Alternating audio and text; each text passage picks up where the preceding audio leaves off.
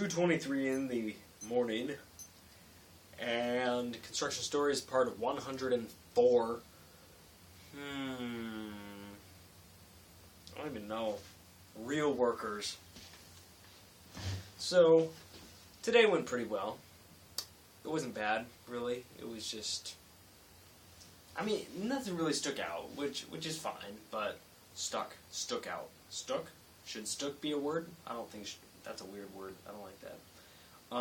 Anyways, what I did is I set up the water cure for the pieces of cement that got poured, because we have our big boxes, but we also have holes in the cells, in 4 per pontoon,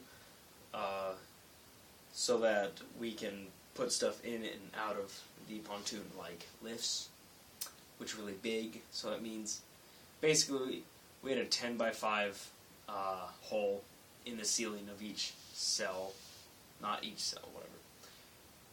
What I'm trying to say is they poured concrete today, and I set up the water cure, and that's how it went.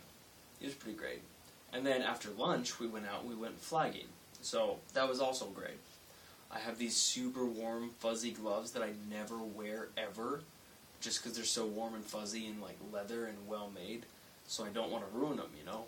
So when I started flagging, I found out that even though it is starting to begin to be sunny and such, it still gets cold, because you're just standing there not doing anything. So I put on my jacket and put on those gloves, and then I'm all cozy and cuddly by myself, alone.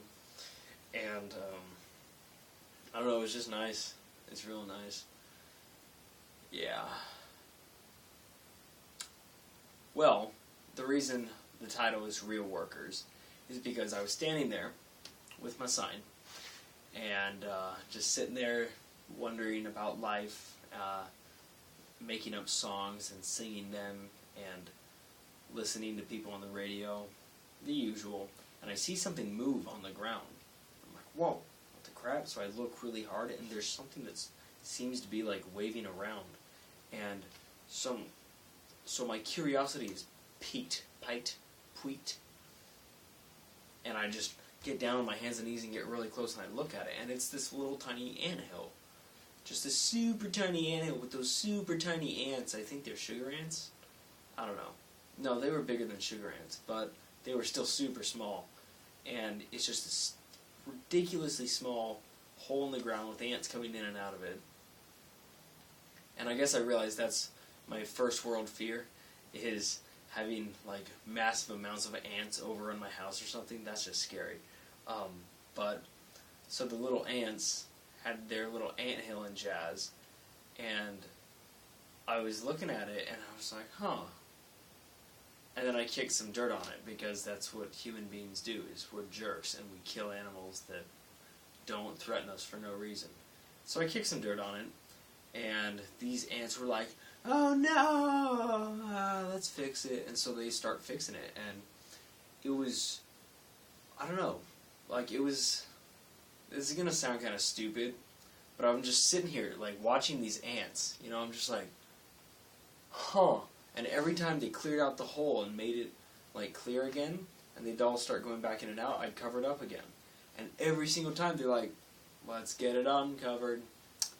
And they would just do it, and it was just weird seeing, like, pure industriousness. Like, they weren't whatsoever, like, they didn't even get paid. What the heck, man? But they're still just going hard and moving, like, all the sand and stuff. And finally, I ended up spitting on it, and that kind of put a damper on their antliness.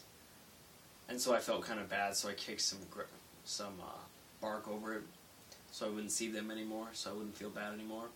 But it didn't work, because I'm telling you guys, and now it's going to haunt me for the rest of my life.